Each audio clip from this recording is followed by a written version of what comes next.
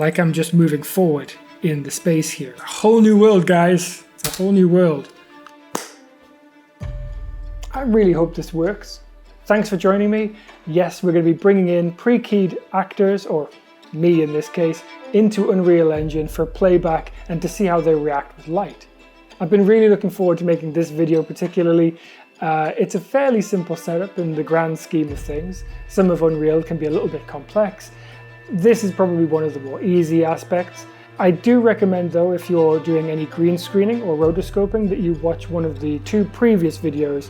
I'll link them above. So this is where it gets a little interesting. I had planned on this being a slightly simpler tutorial, but I did something in the opening footage that you may have already clocked onto, and that's that I take a step forward. This is not something that I've had to deal with in the engine yet, so another reason the video took a bit longer. What this essentially means is I'm going to have to move the plane, animating it, in time with how I move forward. Maybe a tad more complex than I banked on, but here we go. Let's try. And here we are in the engine. Right. Let's get organized. This is a level that, as some of you will know, that I've been building a city for a while. This is a demo project that I can use for this tutorial. So the first thing we want to do is we want to right click in this area here, just like that. Go to the media part of the menu. We want to create an image media source because we have a whole bunch of EXR images and we wanted to read them as an image sequence. I'm going to name this Josh Intro Source. Okay, and now there's one more thing we can create.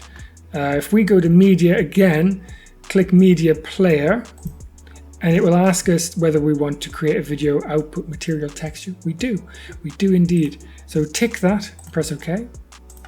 And there's a media player, which we're going to label Josh Media Player. And then we've got this texture here. Again, this will be very useful. We'll call that Josh Intro Texture. Text will do. These are very important 3 objects that you'll need if you're going to be playing back anything. And then, I'm going to quickly save that. I don't want any crashes. I've had them. Josh Intro Material. I created this folder so that I could keep things organized. It's not for any functional reason, it's just for me. Inside our material folder, right click and select material.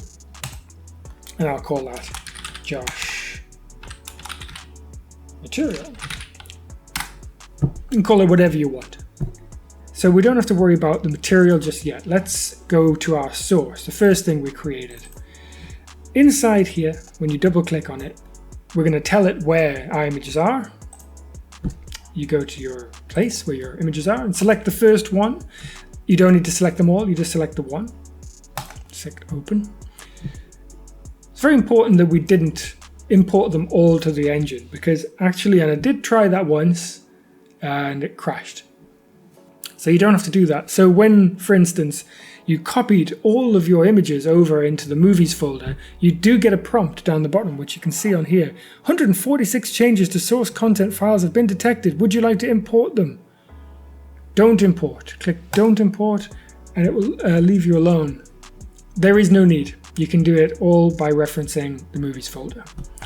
Final thing that we can do in our source is just select the frame rate. For me, that's 25. For you, it's whatever you want it to be. But 25 is standard in the UK. Save that.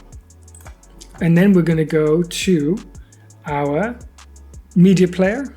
Double click on that. And now what you'll notice, I have a couple of things in the list here. But intro source is the one that we just set up as our texture. So we can double click on that. And there I am playing back.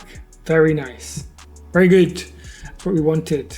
So that's working. Now, if you want it to loop, there is a loop option over here. Where I'm not going to bother with that just yet.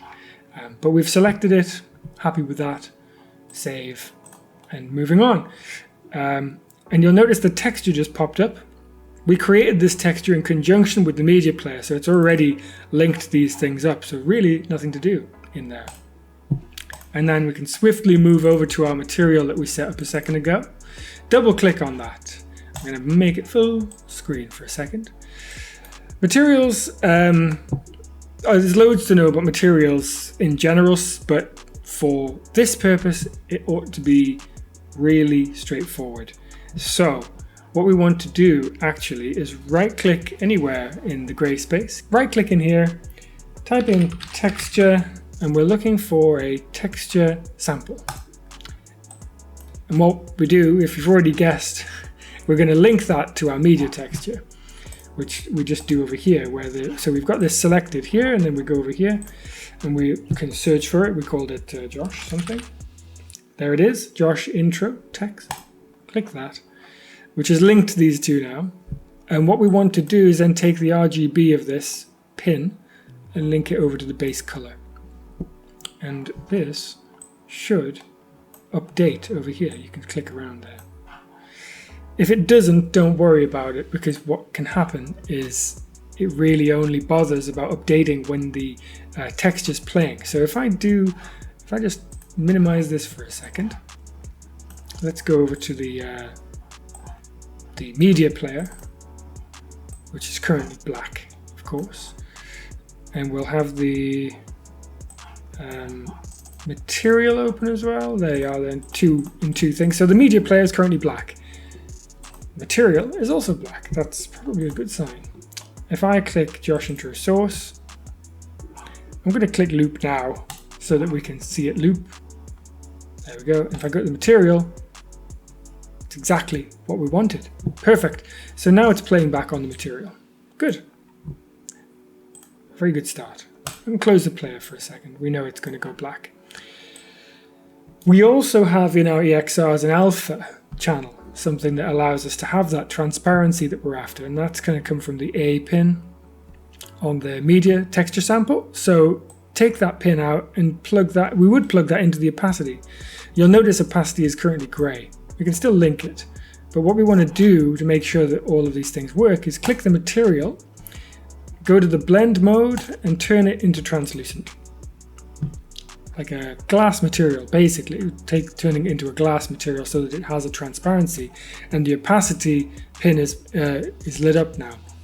If I open the player again,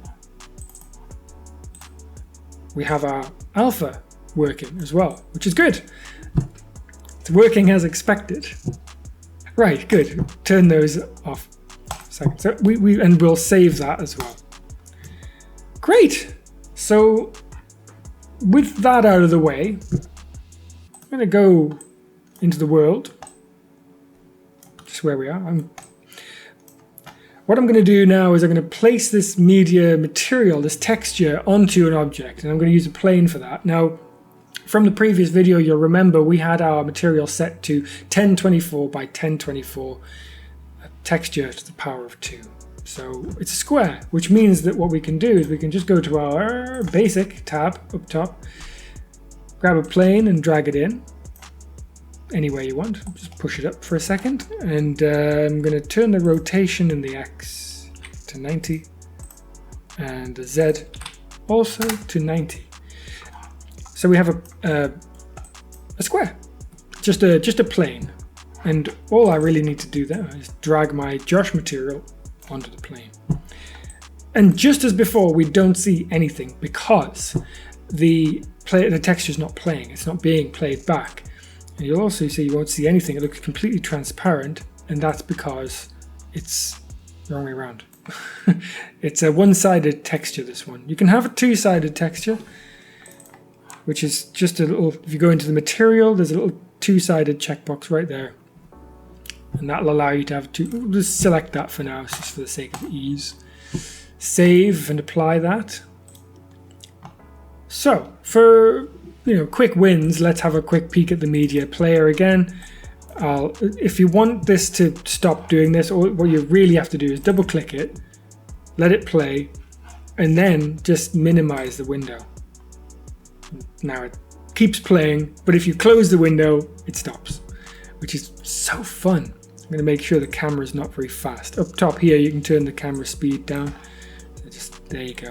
I can do that. So I'm in the world, which is kind of what we're after. The world is also not lit. It's set to unlit mode for me at the moment. It's just for performance reasons. If I turn that to lit, you'll notice I've got lights, I've got things and city lights and all sorts. Okay, so our material is now applied. We're in the world. You can sort of see us moving there, but for some reason it's very dark. You can see me in unlit mode perfectly, of course. But if I'm not lit, then I'm not lit. So we need to light me then. I mean, what you'll notice is I've got some lights up here. So if I take my, if you find it, little tip, if you are having trouble selecting a plane with a media texture on it, just hit the T button and then reselect. It's a translucency selection thing. And I don't know why, but that can be an issue. So we've selected the plane. I'm going to drag it up, I don't know, just to see it lit. I've got a light up here.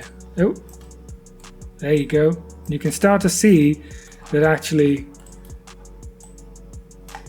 I can be lit by the lights in the scene, which is exactly what we want. And you see, as I move it away, the fall off is just like that, which is quite nice. So if you wanted to say shade something slightly and have a light that's just nearby and just lighting one side, it's not perfect. You know, I'm not taking on, say, 3D lighting, but it certainly can work because you are essentially the same color temp and intensity of the light at that part, in that part of the scene. So for me, that can be a big plus, and it does a lot of the heavy lifting in terms of, say, compositing and making sure the black levels are correct and all that stuff can be done for you in a lot of ways.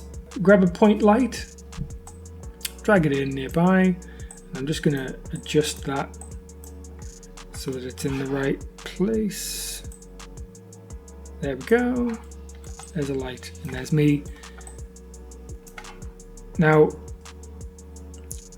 a trick, of course, I haven't lit myself from this video in conjunction or taking into consideration the light in the engine. So what I can do after the fact is place lights in a place that they were in my living room. So this was a bit further away from a certain side. It was about there. There's a few settings on the light. I always set mine to lumens, and you know, there's a correct intensity there coming from that side. There wasn't any other light in my living room at the time, but what you want is to make sure that it does actually match as best you can. Okay, and we now need to be able to play this back as you would in, say, an editing package like Premiere Pro. I don't want to have to faff around with the media player. I'm going to turn that off, and it stops, which is frustrating. So what do? We're going to use something in Unreal called Sequencer, which allows us to play it back at will. So I've got a sequencer here, and what we want to do to get started is go to the top, go to Cinematics, use the drop down and select Add Level Sequence, and we're going to name that Josh Intro or whatever you want. Add that, save, and it will appear in your world outliner over here. It'll appear as a sequence. So to open it, just click on Open Level Sequence, which is here. And now we have ourselves a timeline, which is great. But of course, there's nothing in it. We need to add a few things. So I'm going to, first of all, add the media. So let's add a track here. We select Media Track. So we've got a track here. And all we need to add is Josh Intro Source. There it is. Now you'll notice nothing is happening yet as I scrub. You need to then right click on the actual piece of footage in the timeline and go down to Media Texture, where you need to select the texture as well. It's like that. And now here we are. I'll move that out of the way. This, where is it? Josh Intro. We don't need that to literally be hanging around. So now I can scrub through. Great. Press play. And then you know, if you've noticed it doesn't come in at the right length, you just extend it out. And there's the whole thing. Great, done. Let's make it look nicer. Now, this default perspective camera isn't what you would expect in a film. Everything is in focus. That's not what you would normally have. So we're going to go over to cinematic over here and grab a cine camera actor. That's going to give us depth of field. Drag that in. And immediately you can see that pop up as a camera. There you go. We're going to position that in front of me so you can see the footage. Where are we? There you go. You can't see me yet because it's there. There we go. So we've got that set. So now if I play that through, you can see that on the cine camera. One of the great things about the cine camera is you can set focus quite precisely using, if you scroll through in the details tab, when you've got the cine camera selected, there's the focus settings. Draw debug focus plane is what you would use to set focus precisely. So click that and you'll not see anything because the current focus is set to, God knows, 100,000 centimeters. It's oddly specific. So there it is, all the way in the difference. It's like it's your focus plane. It tells you exactly what's in focus, and currently everything is. So you just quickly drag that back towards you. There you go, all the way back towards where we are. Now it's still not quite right there, you can see. There we go, until it covers us like that. And then you turn it off and you can see now we've got a shallow focus background. If you want to see this full screen, by the way, it's quite simply right-clicking on the cine camera actor and going to pilot cine camera actor 1. And there we are, which it's quite nice. I think that's actually quite good. And you can see me walk forward, but now this is interesting. This looks good. But what you can also notice is, and I do apologize, there's a little bit of fringing on this key. I would probably go back to After Effects and fix some of the fringing on this clip. But for this tutorial, it is serving its purpose perfectly fine. This is something I haven't tried yet. I am going to try and do this now. This might be a bit messy, guys. What would normally happen when you move forward, it looks like I'm moving forward towards the camera, but I'm actually not. I'm actually just being played back on a media plane. So to get the correct rack focus, we need to actually put that movement in, dial that into this sequence. I'm going to unhook here. You can eject from the pilot camera. Let's try this. So I know that when I did this in reality, I moved about 1 meter and a bit forwards. So there's our media plane. Now we can do anything in Sequencer that we want. We can animate cameras, planes, objects, no matter what we want, we can do it. So we're going to click the plane here, or you could do it by adding track as well. Add track, add actor to Sequencer. And currently, because we're selected plane in the world outliner, it says add plane. Or you could just search for it, or you could just drag it in. It's up to you. There's multiple ways of doing these things. So the plane's here. I've got a transform here as well, which means that I can move it and keyframe it like you would in After Effects, anything like that. So let's go and have a look, because we're going to try and match this to me actually moving. So I know that I stop moving about there in terms of moving forward. So I'm actually going to have that as my end position. So we change the location, I think. What is that? That's my x-axis. I know this because of the colors of these arrows. There we go. So I've set a keyframe. I literally just press the little plus button there, and there's a keyframe. So that's going to be our end position. And then if we scrub back to the beginning, cool. Now, I could do this precisely, but I'm going to do this rather not precisely. I'm going to say, well, I think that, how much is a meter? That? Let's have a look. Now, obviously that looks wrong because I'm moving double speed, I'm moving too far forward too fast because I'm moving in the footage and in the physical space. I may have gone a little too far with the X, just a second. Let's try that. That's a slightly more subtle movement there. That's fine. Now, but what I have to do to counteract this moving forward is to scale down this plane.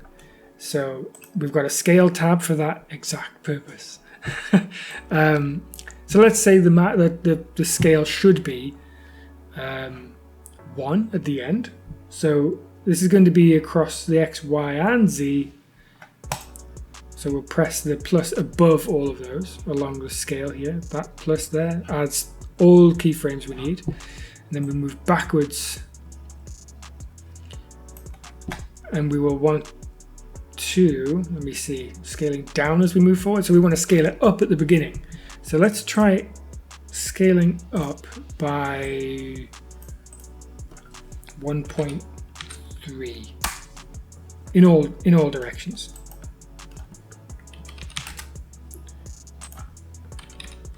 There we go. Z doesn't actually matter because it's a flat plane.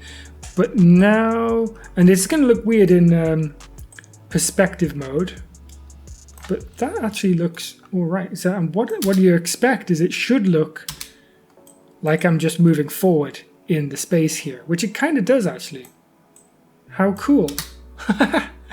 Good, all right. So let's go back to our camera view by right-clicking and piloting. That is not bad, actually. How impressive. Okay, so what we want to do now is we want to keyframe the focus of the camera, which we can do again by just, I'm going to drag it in this time. Drag it in, and there it is.